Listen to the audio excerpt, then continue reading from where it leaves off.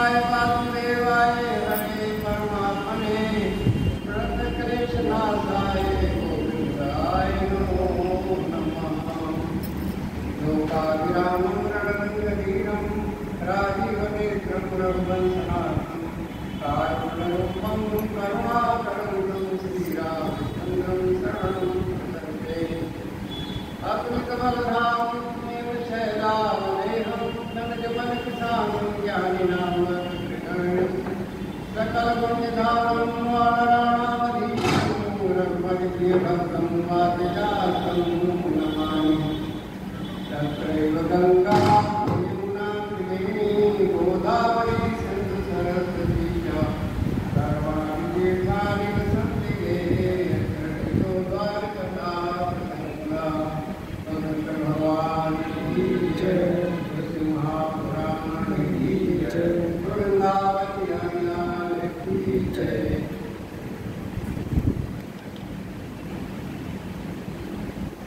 देवी सती ने विशाला में जाकर चारों तरफ देखा, कहीं पर भी भगवान शिव का हाथ नहीं रखा हुआ था।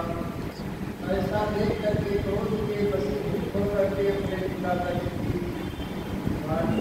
की उनको फटकार लगाई और योगाग्नि के द्वारा अपने शरीर को भस्म कर दिया। देवतागण ऋषि मुनि यज्ञ में आए हुए सब लोग हाहाकार करने लगे और दक्ष की निंदा करने लगे। शिव के पार्षद हथियार लेकर के दक्ष को मारने के लिए उद्यत हुए। 20,000 पार्षद वैसे थे जो लज्जा के कारण, क्योंकि वो देवी सती की रक्षा नहीं कर पाए, जिस कारण से अपने अस्त्र शस्त्रों के द्वारा अपने शरीर के मुंह में काट करके भर देते। शेष जो बचे हुए पार्षद थे वह सब भगवान भोलेनाथ के पास गए। तब ऋषि मुनि ने यज्ञ में विघ्न डालने वालों का नाश करने के लिए नियत अपहृता सुरा रक्षा वंशी की सदा ऋषि मुनि ने अपने मंत्र बल के प्रभाव से देवताओं को प्रसन्न किया और यज्ञ की रक्षा के लिए उन शिवगण के पार्षदों के साथ घोर युद्ध होने लगा। अंत में उस ऋषि मुनि के मंत्र बल के सामने शिवगण जो है पराजित हो गए और मैदान छोड़ करके भगवान भोलेनाथ के पास चले गए। मुनीश्वर अपने हाथ में ऋतु नाम के देवताओं को उन्होंने उत्पन्न किया था। तब अपने अपने हाथों में जलती हुई लकड़ियां लेकर के शिवगणों पर प्रहार करने लगे। उनकी मार से व्याकुल होकर के शिवगण जो है वहाँ पर चल दिए और भगवान भोलेनाथ के पास पहुँचे। ब्रह्मा जी कहते हैं नारद इस प्रकार विलासमा संकर होगी ब्रह्मबंधु दक्ष के यज्ञ में उस समय बड़ा भारी विघ्न उपस्थित हुआ। ब्रह्मा जी कहते हैं मुनीश्वर के बीच में एक आकाशवाणी होती है। आकाशवाणी ने यथार्थ बात कही, अरे दुराचारी दक्ष, तुम दम्भाचरण परायण हो, पाखंडी हो। ये तुमने कैसा अनर्थकारी कार्य किया है, निरंकारी कर्म कर डाला है। अरे भक्त राजनीति के कहने को भी तूने प्रमाण नहीं माना, जो तेरे लिए सब प्रकार से हितकारी था, आनंददायक था, मंगलकारी था। वह ब्राह्मण देवता मुझे पूछा साफ नहीं करके मेरी यज्ञशाला से बाहर चले गए, तो भी कुछ मूल को बुद्धि नहीं आई, हमारे में विवेक जागृत नहीं हुआ। इसके बाद तेरे घर में मंगलमयी सती देवी आकर के अवतरित हुई, प्रकट हुई, किंतु तूने उनका भी सम्मान नहीं किया, तुमने उनको आमंत्रित नहीं किया और तुम्हारे घर में आने पर भी तुमने उनको अपमानित किया। ऐसा क्यों हुआ? ज्ञान दुर्बल दक्ष, तुमने सती और महादेव जी की पूजा नहीं की, ये तुमने क्या किया? ध्यान में तू मग्न रहा, व्यर्थ ही घमंड करके, इसलिए तुझ पर मोह छा गया। हमारी बुद्धि जो है मोहित हो गई थी। ब्रह्मा जी कहते हैं नारद, संपूर्ण यज्ञशाला में बैठे हुए लोगों से ऐसा है गति आकाश पानी मोह हो गई। ऋतु के मंत्र कौन से भाग जाने के कारण जो भीड़ से न होने से बच गए थे, पर भगवान शिव की शरण में जा करके जो कुछ वहाँ पर यज्ञशाला में घटित हुआ था उसका वर्णन करते हैं। परंतु भगवान भोलेनाथ नारद जी का स्मरण करते हैं और उनसे जो है वहाँ की घटना की जानकारी देते हैं। अत्यंत घमंड में भरे हुए उस दुष्ट ने आपके यज्ञ में भाग नहीं किया।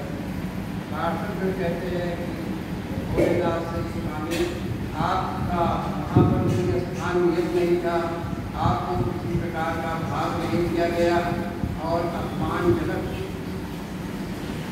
बातों से सभी को भी अपमानित किया गया।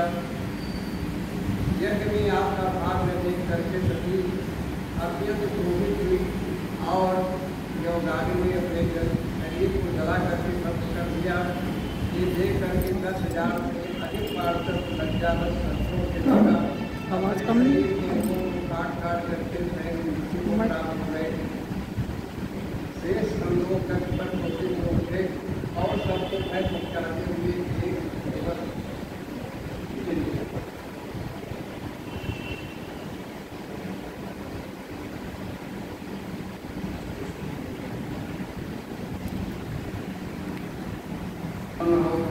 भगवान शिव के स्मरण करने पर तुम वहाँ तुरंत पहुँचे। वहाँ यज्ञ का सारा हाल तुमने सुनाया। रुद्र ने तुरंत ही बड़ा भारी क्रोध प्रकट किया। लोग संघारकारी ऋतु ने अपने सिर से एक जटा उठाई और उस पर्वत पर पटक दिया, जिससे 2 खंड हो गए। उससे वीरभद्र की उत्पत्ति हुई, जो 1000 गुनाहों से युक्त थे। वीरभद्र बोले, महारुद्र उठाई, प्रभु शीघ्र आज्ञा दीजिए, मुझे क्या करना है? इसमें कौन सा कार्य ऐसा आ गया है जिसके लिए हमको आपने उत्पन्न किया है? मुझे इस समय कौन सा कार्य करना होगा? किसान, क्या मुझे आधे क्षण में सारे समुद्र को सूख देना है, या इतने ही समय में संपूर्ण पर्वतों को रोड बना देना है, बीज डालना है? हर मैं एक ही क्षण में ब्रह्मांड को भस्म कर डालूं, क्या समस्त देवताओं और मित्रों को जला करके राख कर दूं? क्या मैं समस्त लोगों को उलट पलट दूं, संपूर्ण प्राणियों का विनाश कर डालूं? ऐसा कोई कार्य नहीं है जो मैं नहीं कर सकता हूँ। ब्रह्मा जी कहते हैं कि नारद, उनकी ये बात सुन करके भगवान शिव बहुत संतुष्ट हुए और वीरभद्र तुम्हारी जय हो, तुम्हारी जय हो, ऐसा आशीर्वाद दे करके भगवान भोलेनाथ वीरभद्र से बोले। महेश्वर ने कहा, मेरे पार्षदों में श्रेष्ठ वीरभद्र दत्त को बड़ा घमंड हो गया है, एक यज्ञ कर रहा। तुम वहाँ जा करके यज्ञ परिवार में जितने मुनि ऋषि वहाँ पर जितने भी देवता आए हुए हैं यज्ञ को संपन्न कराने के लिए, उन सबको भस्म कर दो, जला दो। यज्ञ को भस्म करके फिर शीघ्र मेरे पास वापस चले आओ। जो कोई देवता गंधर्व यज्ञ कोई भी तुम्हारा विरोध करता है, उनसे भी भस्म कर देना। ब्रह्मा जी कहते हैं, नारद, महेश्वर के वचन को सुन करके वीरभद्र बहुत संतुष्ट हुआ और भगवान भोलेनाथ की आज्ञा को शिरोधार्य करके महेश्वर को प्रणाम करके वीरभद्र वहाँ से शीघ्र ही दक्ष मंडप में जा पहुँचा। वीरभद्र के साथ 1000 हाथी, उसके साथ सबके पाठ भाग में काली, कात्यायनी, चामुंडा, भद्रकाली चल रही। इस प्रकार वीरभद्र अपनी सेना के साथ प्रस्थान किया और दक्ष प्रजापति को अपशकुन होने लगे। लगा, उनकी बाईं आँख फटने लगी, बाईं भुजा फटकने लगी, बाईं जान फटकने लगी। इसी बीच में आकाशवाणी वहाँ प्रकट हुई, जो संपूर्ण दिशाओं में इस प्रकार की घोषणा करने लगी। आकाशवाणी बोली, तेरे दक्ष, आज तेरे जन्म को निस्तार है, तू पापात्मा है, भगवान शिव की ओर से आज तुझे दुख मिलेगा, इसमें संशय नहीं है, ये कोई बचा नहीं सकता है। दक्ष मन आकाशवाणी की बात को सुन करके व्याकुल हो गया और उसका शरीर धड़कन कांपने लगा और अपने प्रभु लक्ष्मी भगवान विष्णु के पास गया और बोला, देवादेव विष्णु, आपको मेरी यज्ञ की रक्षा करनी चाहिए, आप ही यज्ञ हैं, यज्ञ को संपूर्ण कराइए। प्रभु आपके रक्षक है, आप यज्ञ के स्वरूप है, आपको ऐसी कृपा करनी चाहिए जिससे यज्ञ का विनाश न हो सके। ब्रह्मा जी कहते हैं कि नारद इस तरह प्रार्थना करके दक्ष विष्णु भगवान के चरणों में गिर गया। उसका चित्त व्याकुल होकर रहा था। भगवान विष्णु ने दक्ष की बात को सुन करके भगवान शिव का स्मरण किया। शिव तत्व की ज्ञाता श्री विष्णु दक्ष को समझाते हुए बोले, श्री विष्णु ने कहा, दक्ष, मैं तुमसे तत्व की बात करता हूँ। शिव तत्व प्रधान है, वह ब्रह्मांड के नायक है, तुम ध्यान देकर के मेरी बात को सुनो। दक्ष, तुम्हें शिव तत्व का ज्ञान नहीं है, तुमने सबके अधिपति भगवान शिव की अवहेलना की, उनका अपमान किया है। ईश्वर की अवहेलना करने से सारा कार्य निष्फल हो जाता है। हम लोग प्रभु होते हुए भी आज तुम्हारे ऊपर आई हुई विपत्ति का सामना नहीं कर सकते, इस संकट को किसी भी प्रकार से उठा नहीं सकते। भगवान विष्णु की बात को सुन करके प्रजापति के मन में चिंता हुई, व्याकुलता हुई और उस शोक में डूब गया। तब कर्नायक के भद्र अपनी सेना के साथ एक स्थल पर पहुंच गए। समस्त देवता के प्रभु की सेना को देख करके आश्चर्यचकित हो गए। वह अपनी शिव के साथ दक्ष जो सेना के उद्योग को देख करके दक्ष के मुंह से भय के कारण खून निकलने लगा। वह अपनी स्त्री को लेकर के दक्ष प्रजापति विष्णु भगवान के पास गए और एक दंड की भांति दंडवत प्रणाम किया।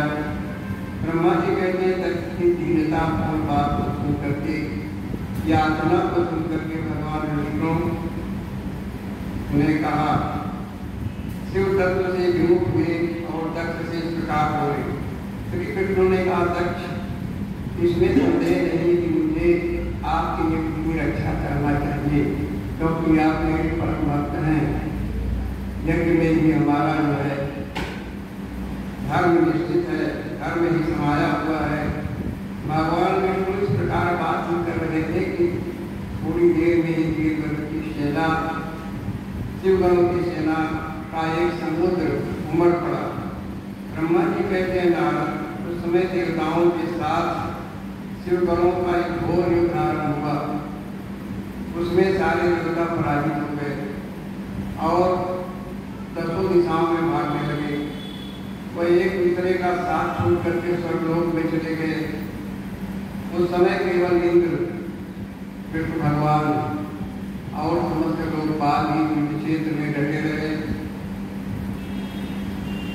इसके बाद इंद्र आदि सब देवता मिलकर के युद्ध क्षेत्र में बृहस्पति महाराज से प्रार्थना करके, भाव से नमस्कार करके पूछने लगे। लोकपाल बोले, गुरुदेव बृहस्पति, इस समय आप बताइए कि हमारी विजय किस प्रकार से होगी, कैसे हो सकती है। बृहस्पति बोले, इंद्र, भगवान विष्णु ने जो पहले कहा था वो सब घटित हो गया। अब सावधान होकर के सुनो। जो ईश्वर को जान करके उनका आश्रय ले करके कोई भी कृत्य, कोई भी कर्म करता है, उसी को उस कर्म के करने का फल प्राप्त होता है। ईश्वर द्रोही को, नास्तिक विचारधारा रखने वाले को कभी सुख नहीं मिलता। न किसी फल की प्राप्ति होती है। सुनो इंद्र, तुम लोकपालों के साथ आज नादान न करके दक्ष के लिए कैसे चले आए? बृहस्पति महाराज कहते हैं कि इंद्र, तुम्हारे अंदर विवेक नहीं है, ज्ञान नहीं है, शिव तत्व को नहीं जान सके, तो कैसे इन लोकपालों के साथ मिलकर के दक्ष यज्ञ में भाग लेने के लिए चले आए? यहाँ पर क्या पराक्रम दिखाओगे? भगवान शिव से ही सारा जगत जो है स्थिर है। सृष्टि की रचना, पालन करना, उसकी स्थिति को बनाए रखना, संहार करना, ये सब भगवान भोलेनाथ के कृत्य हैं। उनके आगे इस यज्ञ में दक्ष का भला किसी भी प्रकार से हो नहीं सकता है। भगवान रुद्र जिनके सहायक हैं, ऐसे ये परम क्रोधी शिवगण जो है इस यज्ञ में विघ्न डालने के लिए आए हुए हैं और अपना काम पूरा करके ही वापस जाएंगे। इंद्र आदि देवता वीरभद्र के बाणों की बौछार से घायल हो गए और दसों दिशाओं में भागने लगे। वीरभद्र यज्ञशाला के समीप गए। सभी ऋषि वीरभद्र को देख करके भयभीत हो गए। भगवान विष्णु से रक्षा की प्रार्थना करने लगे कि आप हमारी रक्षा कीजिए, यज्ञ का विनाश न हो। नतमस्तक होकर के सभी ऋषिगण विष्णु के पास हाथ जोड़ करके खड़े रहे। देवादिदेव महाप्रभु कृष्ण, आप दक्ष के यज्ञ की रक्षा कीजिए, आप ही यज्ञ हैं, इसमें संशय नहीं है। तब ऋषियों की बातों को ध्यान करके विष्णु भगवान वीरभद्र से युद्ध कर रहे थे। विष्णु भगवान ने वीरभद्र से कहा, मैं तुमसे युद्ध कर रहा हूँ, शिव मेरे आराध्य हैं, कोई मेरे स्वामी हैं, परंतु मैं भक्त वत्सल, मैं भक्त के अधीन रह करके आपसे युद्ध करूँगा। तुम आगे बढ़ो, मैं तुम्हें रोकूंगा, ये मेरी प्रतिज्ञा है। भगवान विष्णु ने कहा, मैं प्रतिज्ञाबद्ध हूँ, भक्त वत्सल हूँ, तुम आगे बढ़ने का प्रयत्न करो, मैं तुम्हें हर प्रकार से रोकूंगा। जो होने वाला होगा वो होगा, मैं पराक्रम करूंगा। ब्रह्मा जी कहते हैं कि नारद, भगवान विष्णु के ऐसा कहने पर वीरभद्र हंस करके बोला, आप मेरे प्रभु के प्रिय भक्त हैं, आप भोलेनाथ के भक्त हैं। ये जान करके उनकी बड़ी प्रसन्नता हुई है। वीरभद्र ने कहा, महाप्रभु, मैंने आपके भाव की परीक्षा देने के लिए आपको कठोर शब्दों का प्रयोग किया। श्री कृष्ण ने कहा, महादेव वीरभद्र, तुम निसंकोच होकर के मेरे साथ युद्ध करो, मैं युद्ध के लिए तैयार हूँ। मैं भक्त की रक्षा के लिए सदैव तत्पर रहता हूँ और रहूंगा। तुम्हारे अस्त्र शस्त्रों से मेरे शरीर के भर जाने पर ही मैं आश्रम हो जाऊँ। जब तक मेरे शरीर में आपके बाणों की बौछार नहीं लगेगी, आपके बाण प्रवेश नहीं करेंगे, उन बाणों को लेकर के मैं अपने भक्त और भक्ता का परिचय दे करके तभी यहाँ से मैं अपने आश्रम को जाऊँ। फिर भगवान वीरभद्र के बाणों की बौछार से आहत होकर के वहाँ पर अंतर्ध्यान हो गए। सभी देवता असहाय होकर के भाग गए। ब्रह्मा सब लोग को चले, अपने लोग को चले गए। यज्ञ भयभीत होकर के मृग का रूप धारण करके यज्ञ जो था, जो मूर्त रूप में आया हुआ था यज्ञशाला में, वो एक मृग का रूप धारण करके भगने लगा, आकाश की ओर जाने लगा। वीरभद्र ने उसे देखा और उसका मस्तक काट दिया। मणिभद्र नामक गण ने भृगु मुनि को उठा करके पटक दिया, उनकी गाड़ी और दूध को नोच लिया और छाती पर पैर रख करके उनको हर प्रकार से कष्ट पहुँचाया।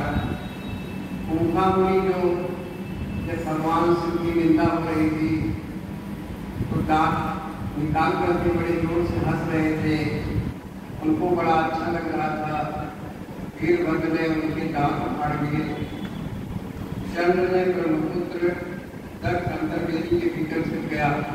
ऐसा देख करके दक्ष प्रजापति जो बेटी बनी हुई थी उसमें जाकर के छिप गया। वीरभद्र ने पता लगा करके उन्हें बलपूर्वक पकड़ लिया, तलवार से मस्तक पर वार करना प्रारंभ किया। परंतु एक महान योगी था, दक्ष एक महान योगी था।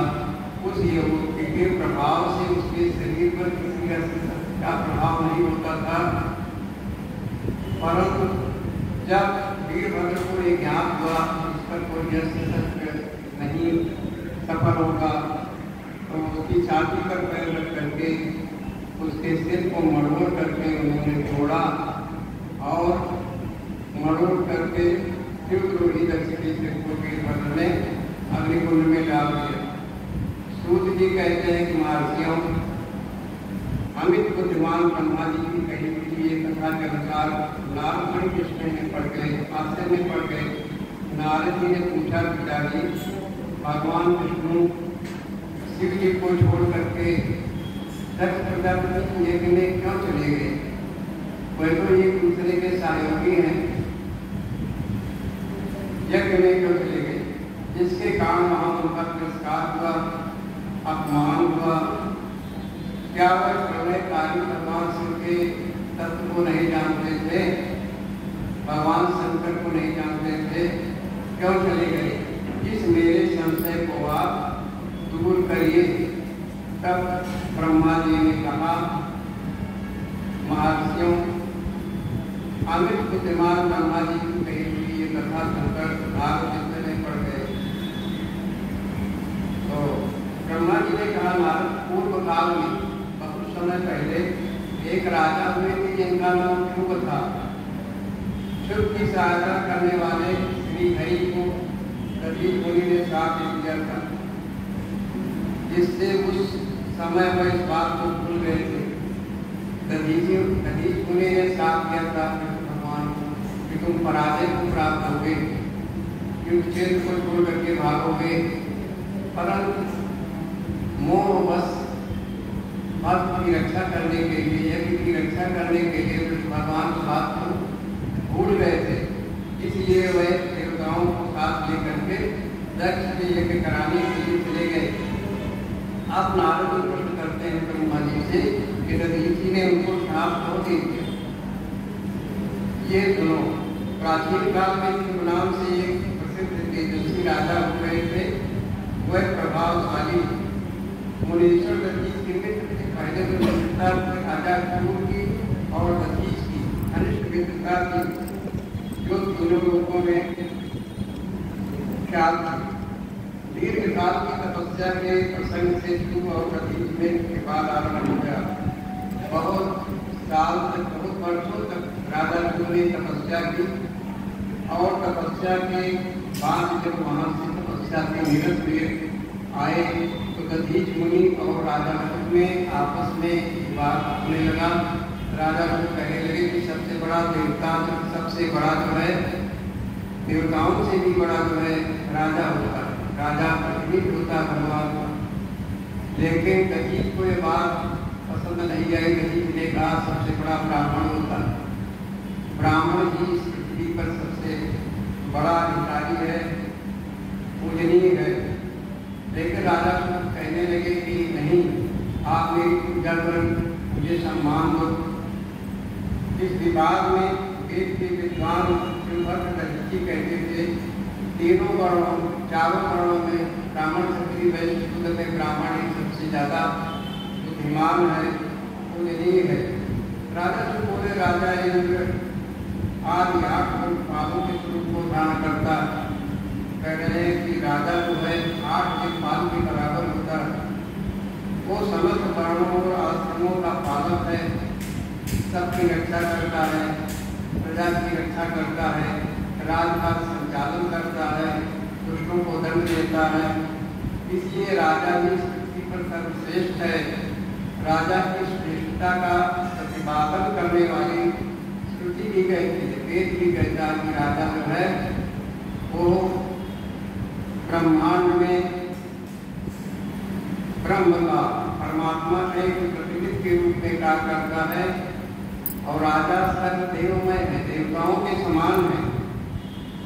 ब्रह्मा जी कहते हैं, नारद, इस श्रुति के अनुसार जो सबसे बड़ा देवता है वो मैं ही हूँ। राजा शुरू अपने को देवता की श्रेणी में कहते हैं कि मैं सबसे बड़ा देवता हूँ। इस विवेचन से ब्राह्मण की अपेक्षा राजा की श्रेष्ठ सिद्ध होता। च्यवन मुनि एक हुए थे, उनके पुत्र जो है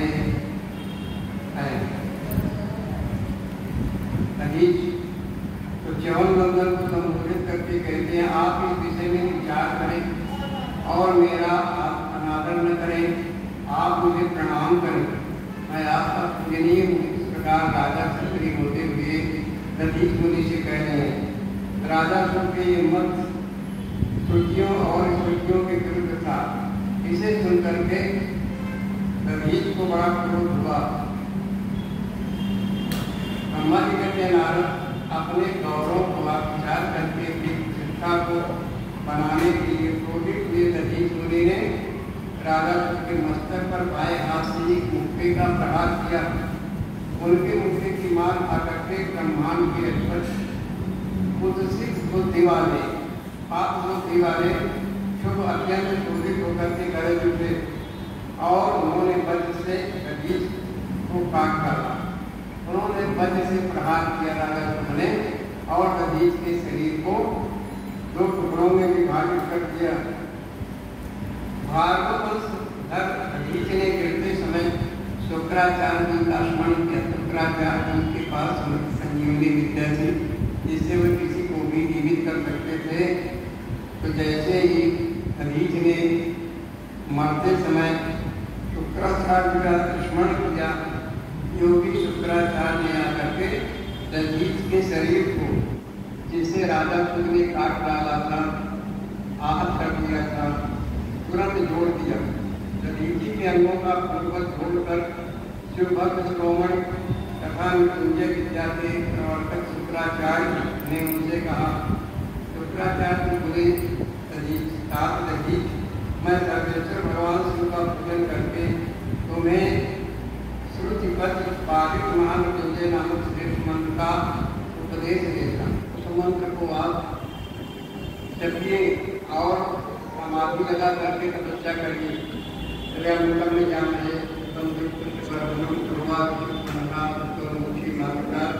हम भगवान त्र्यंबक का आराधन करते हैं, ध्यान करते हैं।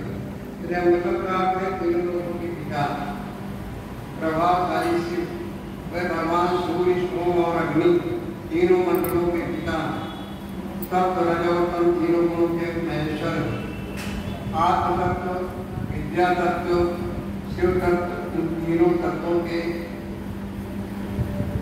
दक्षिणाग्नि आवाहनानि राजकर के तीनों अग्नियों के सर्वत्र होने पर पृथ्वी जगह के इन तीन मूल भूतों के स्वामी। मंत्र का द्वितीय चरण है बंधु प्रतिवर्धनम। जैसे फूलों में उत्तम धन होती है, इसी प्रकार वह भगवान की संपूर्ण भूतों में, संपूर्ण प्राणियों में, तीनों गुणों में, समस्त कृत्यों में, इंद्रियों में, अन्यान्य देवों में, कणों में व्याप्त। सुगंधिम पद का अर्थ होता है, पद की व्याख्या हुई। आप पुष्टवर्धनम की व्याख्या करते हैं, उत्तम पद का पालन करने वाले महामुनि नारद उन अंतर्यामी पुरुष शिव से प्रकृति का पोषण होता है।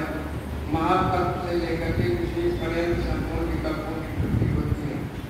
पूर्वाग्र बंधनात् मित्रोक्षी मामला, जैसे ककड़ी या खरबूजा जब पक जाता है तो अपनी लताओं से अलग हो जाता है, उसी प्रकार से हम भगवान भोलेनाथ से प्रार्थना करते हैं कि यदि मेरा शरीर चलने की बिना है तो ऐसे प्रकार से वो जैसे खरबूजा अपनी लताओं से अलग हो जाता है, वैसे हमारी प्राणवायु में शरीर को छोड़ करके बाहर निकल जाए। अमृत पद्मों से प्रभु रुद्रदेव अमृत स्वरूप है। ये मृत्यु संजीवनी मंत्र है जो मेरे मत से सर्वोत्तम है। तुम प्रेम पूर्वक नियम से भगवान से स्मरण करते हुए इस मंत्र का जप करो। जब और हवन के बाद इसी से अभिमंत्रित किए हुए जल को दिनों रात में पियो। तुम्हारा शरीर बच्चे के शरीर में हो जाएगा। इस प्रकार शुक्राचार्य ने दधीचि को बता करके शांत भाव से बैठकर भक्त शंकर का ध्यान करने लगे। मैं भगवान शिव का ध्यान बता रहा हूँ, जिसके अनुसार उनका चिंतन करके मंत्र जप करना चाहिए। इस तरह निरंतर जप करने से बुद्धिमान भगवान शिव के प्रभाव से उस मंत्र को सिद्ध कर लेता है। जो अपने को कर कमलों में रखे हुए जो कमलों से जल निकाल करके उनसे ऊपर वाले दो हाथों द्वारा अपने मस्तक को सींचते हैं। हाथों में जल करके सबसे पहले मस्तक पर जल छिड़कना चाहिए। अन्य दो हाथों में जो खड़े लिए उन्हें अपने गोद में रखे हुए से दो हाथों में रुद्राक्ष मुद्रा धारण करते हैं। कमल के आसन पर बैठते हैं। इस प्रकार से भगवान भोलेनाथ का ध्यान करना चाहिए। 3 नेत्र धारण करने वाले हैं। भगवान मृत्युंजय का जिनके साथ गिरिराज मुनि उमा विराजमान है, मैं चिंतन करता हूँ। इस प्रकार से ध्यान करना चाहिए। ब्रह्मा जी कहते हैं कि दधीचि को इस प्रकार उपदेश दे करके शुक्राचार्य भगवान शंकर का स्मरण करते हुए अपने स्थान को लौट गए। उनकी वो बात सुन करके महामुनि कवि बड़े प्रेम से शिव जी का स्मरण करते हुए तपस्या के लिए जंगल में चले गए। वहाँ जाकर के उन्होंने विधि पूर्वक महासंजय मंत्र का जप और प्रेम पूर्वक भगवान शिव का चिंतन करते हुए तपस्या प्रारंभ। दीर्घ काल तक हजारों साल तक तपस्या करने के बाद भगवान शंकर की आराधना करके दधीचि ने महामृत्युंजय शिव को संतुष्ट किया। ब्रह्मा जी कहते नारद जब से प्रसन्नचित हुए भक्तवत्सल भगवान भोलेनाथ दधीचि के प्रेम बस उनके सामने साक्षात रूप में प्रकट हो गए। आपने प्रभु शंभु का साक्षात दर्शन करके दधीचि को हार्दिक प्रसन्नता हुई। उन्होंने विधि पूर्वक प्रणाम करके दोनों हाथ जोड़ करके भक्ति भाव से शंकर का स्तवन किया। नारद इसके बाद मुनि के प्रेम से प्रसन्न हुए शिव ने दधीचि से कहा, पर मांगो प्रभु जरूर आपको जो अभीष्ट हो, जो आपका मनोरथ उस प्रकार से आप पर मांगिए। भगवान शिव के इस वचन को सुन करके भक्त सरोवर दधीचि दोनों हाथ जोड़ करके नतमस्तक होकर के भक्त वत्सल शंकर से बोले, दधीचि ने कहा, देव महादेव मुझे 3 वर दीजिए। 3 वर की मेरी इच्छा प्राप्त करने की। पहला वर है मेरी हड्डी वज्र हो जाए, कोई भी मेरा वध न कर सके। दूसरा वर, तीसरा है और मैं सर्वत्र अधीन हूँ, मेरे अंदर कभी दीनता ना आए, मैं कभी किसी से कुछ मांगू नहीं, मैं याचक बल्कि न किसी के पास जाऊँ। दधीचि के वचन सुन करके प्रसन्न हुए महादेव तथास्तु कह करके उन्हें वे 3 वरदान दिए। शिव जी से 3 वरदान पा करके वेद मार्ग में प्रतिष्ठित महामुनि दधीचि आनंद से मग्न हो गए और शीघ्र ही राजा शिव के स्थान में गए। महादेव जी से अभद्रता, वज्र में अस्थि, अधीनता का वरदान पा करके दधीचि ने राजेंद्र जिनसे इनका विवाद था उनके मस्तक पर लाख से प्रहार किया। फिर तो राजा ने भी क्रोध करके दधीचि पर ऐसे वज्र का प्रहार किया, लेकिन वो वज्र जो है कुंठित हो गया। दधीचि के शरीर पर खरोच तक नहीं गए। वो वज्र परमेश्वर के प्रभाव से महात्मा दधीचि का नाश न कर सका, जिससे ब्रह्म कुमार उसको बड़ा विस्मय हुआ।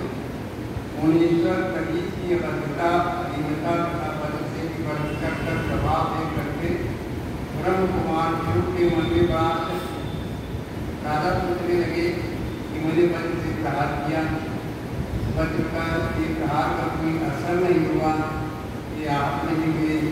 उन्होंने शीघ्र ही वन में जा करके राजा ने इंद्र के छोटे भाई जिनका नाम मुकुंद, उनकी आराधना वह प्राणापन पालक नरेश मृत्युंजय सेवक दधीचि के पराजित हो गए। शिव की पूजा से गणपति भगवान कृष्ण को संतुष्ट हुए। तब कृष्ण भगवान का ध्यान करने लगे राजा को। उन्होंने राजा को दृष्टि प्रदान की। उस दिव्य दृष्टि से ही जनार्दन देव का दर्शन करके उन गौरव भगवान विष्णु को उसने प्रणाम किया और बड़े मीठे वचनों से उनकी स्थिति इस प्रकार मंदिर को लगे हुए कृष्ण भगवान का पूजन और आसमान करके राजा ने भक्तिभाव से उनकी ओर देखा। जनार्दन के चरणों में मस्तक करके प्रणाम करने के बाद उन्हें अपना अभिप्राय सूचित किया। राजा को भगवान दधीच नाम की ब्राह्मण है जो धर्म से जाता। उनके हृदय में गिने का भाव तो पहले मेरे मित्र से ये दिनों रोग सुख से रहे। मृत्युंजय महादेव जी की आराधना करके उनसे कल्याणकारी शिव के प्रभाव से समस्त अस्त्रों के द्वारा सदा के लिए अमर हो गए। प्रणाम प्राप्त करिए कि कोई मेरा वर्ण कर सके। एक दिन महातपस्वी दधीच ने मेरी सभा में आकर के अपने बाएं पैर से मेरे मस्तक पर हाथ से प्रहार किया और कहा, मैं किसी से डरता नहीं हूँ। वह महामृत्युंजय से उत्तम वर पाकर के अनुपम गर्भ में भरे हुए हैं। ब्रह्मा जी के किनारे महात्मा दधीच की अभद्रता समाचार जानकर श्री हरि ने महादेव जी के अद्भुत प्रभाव का स्मरण भगवान ने ध्यान दिया कि किस प्रकार से मैं अपने भक्त राजा का भला कर सकता हूँ। फिर वह प्रमुख राजा से बोले, राजन ब्राह्मणों को कहीं थोड़ा सा भी नहीं हो सकता। ब्राह्मण भगवान के प्रभाव से परमात्मा के प्रभाव से वे अजय राजन की शिष्यता भक्तों के लिए तो भगवान शिव का भक्त है, उसके लिए तो कोई भय ही नहीं है। मैं नाम की कोई वस्तु नहीं है। यदि मैं तुम्हारी ओर से कुछ करूं तो ब्राह्मण बेटी को दुख होगा और वो मुझे जैसे देवता के लिए भी लाभ दे सकते हैं। उनके दिल की सामर्थ्य है। राजेश दधीचि के साथ से दक्ष के यज्ञ में सुरेश्वर शिव से मेरी पराजय होगी और फिर मेरा उत्थान भी होगा। महाराज ये मैं तुम्हारे साथ रहकर कुछ करना नहीं चाहता। मैं अकेला ही तुम्हारे लिए दधीच को निकलेगा फिर करूँगा। भगवान विष्णु कैसे वचन को सुन करके राजा समझे किसी प्रकार से मुझे दधीचि को नीचा दिखाना बहुत अच्छा, ऐसा ही हो। ऐसा कह करके वह इस कार्य के लिए मन ही मन प्रसन्नता पूर्वक वहीं ठहर गए। ब्रह्मा जी कहते हैं, नारद भक्त वत्सल भगवान विष्णु राजा उसका हित करने के लिए साधन करने के लिए ब्राह्मण का रूप धारण करके दधीच की आज्ञा पर गए कि ब्राह्मण होकर के मैं इसकी आज्ञा करूँ। वहाँ पर गए। वहाँ जगत गुरु श्री हरि ने शिव भक्त शिरोमणि ब्रह्मर्षि दधीच को प्रणाम करके शुद्ध के कार्य की सिद्धि के लिए विद्युत को उनसे बात भगवान बोले, भगवान शिव की आराधना में लगे हुए रहने वाले अविनाशी ब्रह्मर्षि दधीच, मैं तुमसे एक वरदान प्राप्त करना चाहता हूँ, उसे तो मुझे दे दो। राजा के कार्य की सिद्धि चाहने वाले देवादेव भगवान विष्णु एक ब्राह्मण के रूप में दधीच के पास जाकर के याचना करते हैं, दैव शिरोमणि आप शिव के उपासक हैं। दधीचि ने शीघ्र ही भगवान विष्णु से इस प्रकार कहा। दधीचि बोले, ब्राह्मण आप क्या चाहते हैं? आपकी इच्छा क्या है? ये मुझे ज्ञात हो गया। आप छत्र में पर आए, बना के आए। आप भगवान ब्राह्मण के क्यों आए? अपने कमर को छोड़िए। आप सबका काम बनाने के लिए साक्षात भगवान विष्णु है। ब्राह्मण का रूप धारण करके यहाँ आए, इसमें संदेह नहीं कि आप तुम्हें मायावी है, माया विशारद है। किंतु देवी जनार्दन मुझे भगवान शिव की कृपा से भूत भविष्य वर्तमान सब ज्ञान हो जाए। वास्तव में भगवान शिव की कृपा ऐसी होती है कि जो परम भक्त होते हैं अनंत भक्त होते हैं भगवान शिव के, उनको जो है दिव्य दृष्टि मिल जाती है और आगे पीछे भविष्य भूत वर्तमान सब कुछ देख सकते हैं। इसलिए कहा गया यथा साधक सिद्ध सुजान कौतुक देखै भाल कपि भूसुर घोर निधान।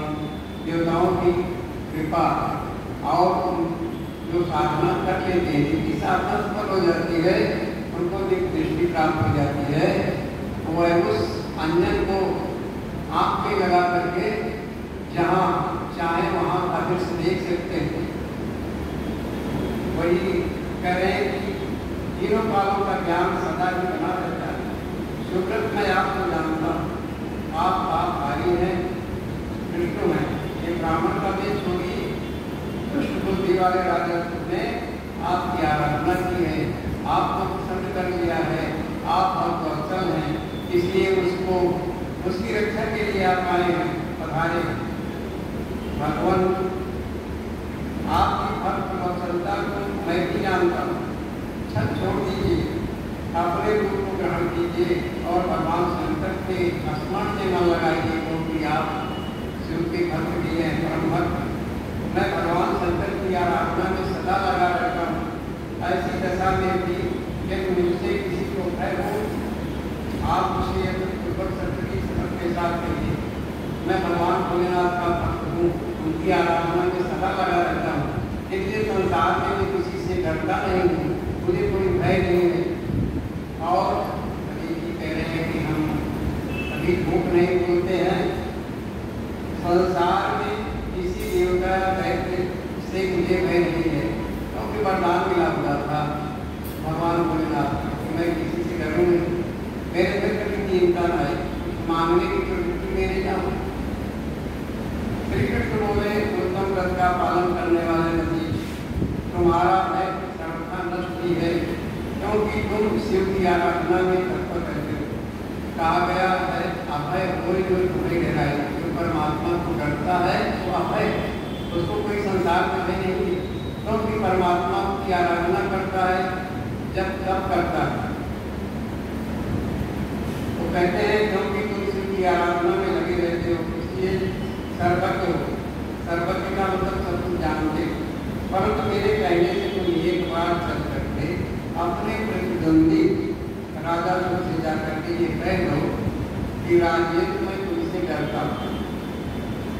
इस प्रकार का कठोर व्यवहार को देखते हुए सतीश मुनि के मन में बड़ी आत्मज्ञानी भगवान विष्णु के प्रसंग को सुन करके शैव शिरोमण शिव भक्त महामुनि सतीश निर्भय होकर के बड़ी जोर से हंसने लगे।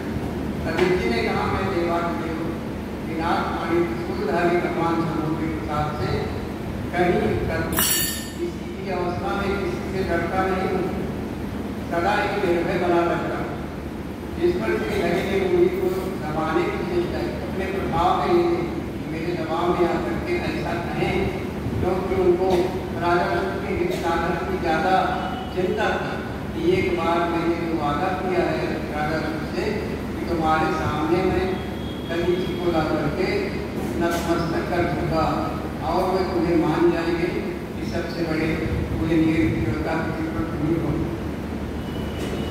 देवताओं ने उनका साथ दिया, किंतु सबके संख्या से कुंठित हो गए।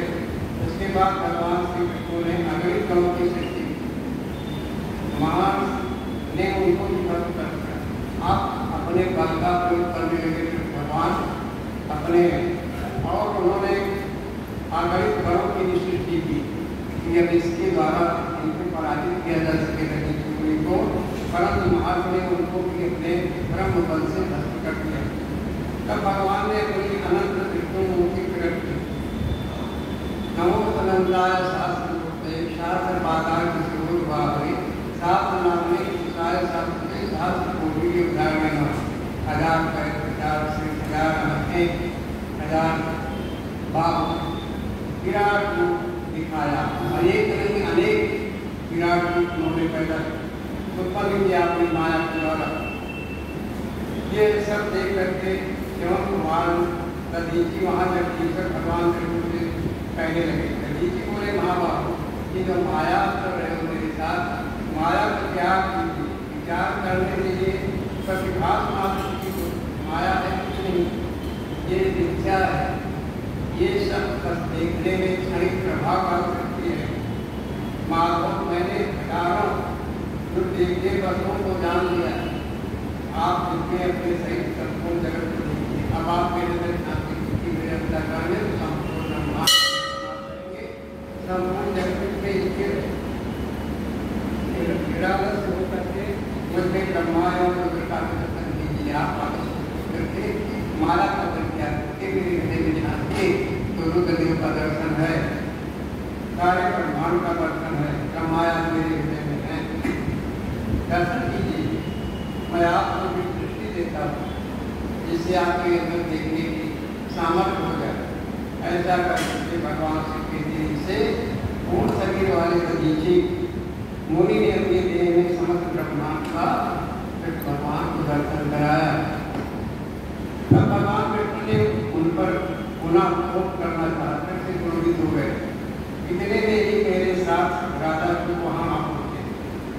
मैंने निश्चेष खड़े हुए भगवान सर्वनाथ को क्रोध करने से रोका।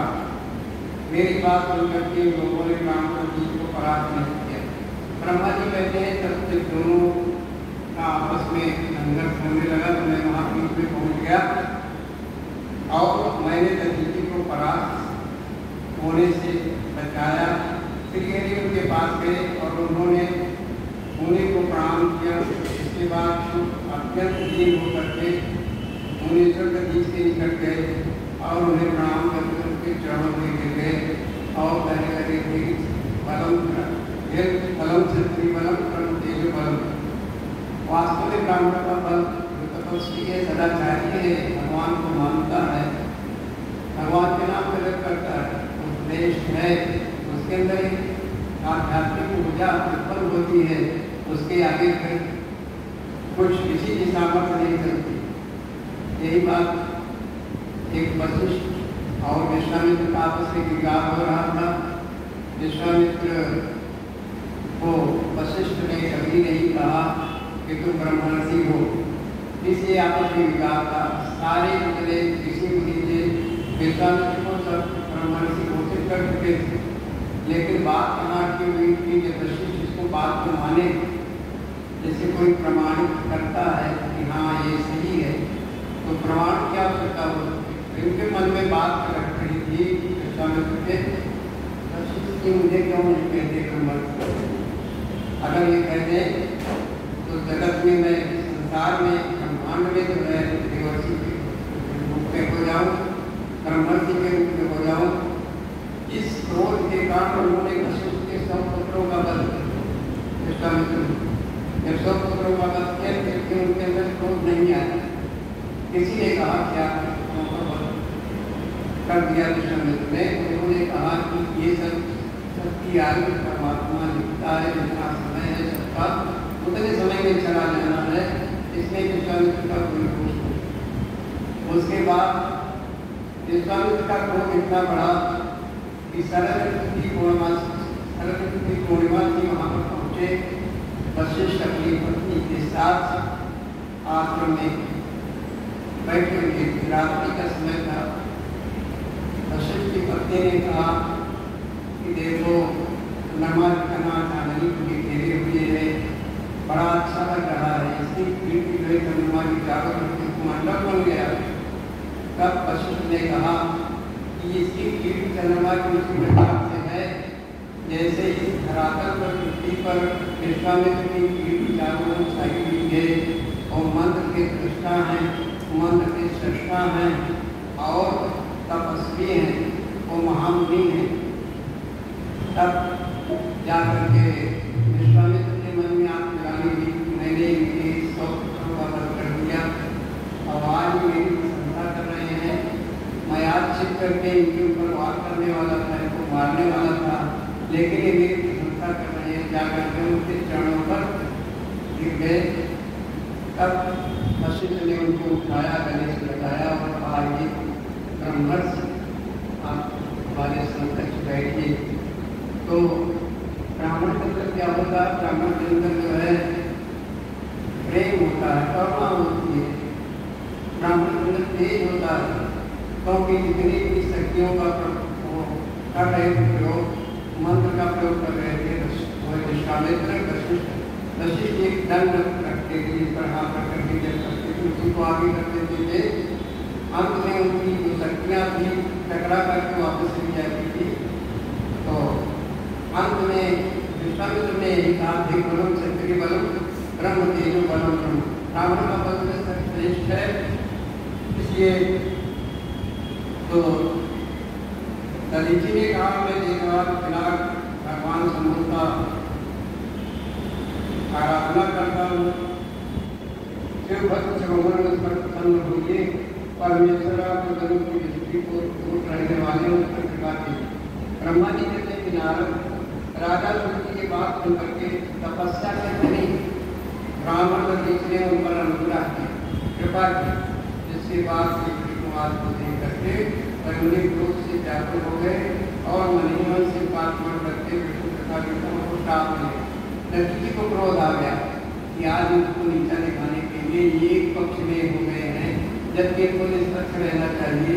राजा की प्रसन्नता के लिए मेरे नीचा दिखाने के लिए दधीचि ने कहा, देवराज देवताओं और देशों तुम लोग रुद्र की क्रोधाग्नि से श्री कृष्ण तथा अपने गणों के से पराजित और ध्वस्त हो जाओ। आप देवताओं को इस तरह साथ लेकर के शिव की ओर दे करके देवताओं को राजाओं के लिए दधीचि ने कहा, राजेंद्र ब्राह्मण की बलि है और प्रभावशाली होते हैं। ऐसा स्पष्ट रूप से कह करके ब्राह्मण दधीचि अपने आप में चले गए, प्रतीत हो गए। फिर दधीचि को नमस्कार करके चुप घर चले गए। इसके बाद भगवान विष्णु देवताओं के साथ जैसे आए थे वही वैकुंठ धाम को चले गए। इस प्रकार वो स्थानेश्वर के नाम से एक गीत के रूप में पारित हो गया। शिव का साहित्य प्राप्त कर लेना और शिव की साधना में निरत रहना। दधीचि के विवाद की कथा सुनाई और भगवान शंकर को छोड़कर केवल ब्रह्मा और विष्णु को ही जो श्राप प्राप्त हुआ उसका भी वर्णन किया। जो शुभ और दधीचि के विवाद संबंधी प्रसंग को निरूपार करता है और मृत्यु को जीत लेता है। इसमें जो प्रश्न था ब्रह्मा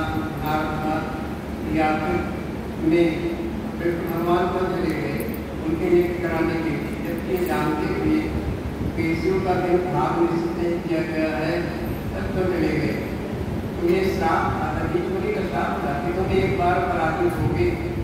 वो उसी समय जब थे वहाँ पर दधीचि ने सबसे पहले उनको कहा, आग्रह किया था, आगाह किया था कि आप लोग जो है शिव के भाग्य के बिना ये सफल नहीं होगा, परंतु किसी ने उनकी नहीं सुनी। दधीचि के समर्थक जो थे शिव के परम भक्त थे वो सुनी थे। तो यही कारण था जिसलिए विष्णु भगवान अंतर्धान होना पड़ा, उसमें युद्ध क्षेत्र से भागना पड़ा। तो शंकर भगवान की जय। ओम नमः शिवाय, ओम नमः शिवाय, हर हर भोले नमः शिवाय, ओम नमः शिवाय, नमः शिवाय, हर हर भोले नमः शिवाय। जटा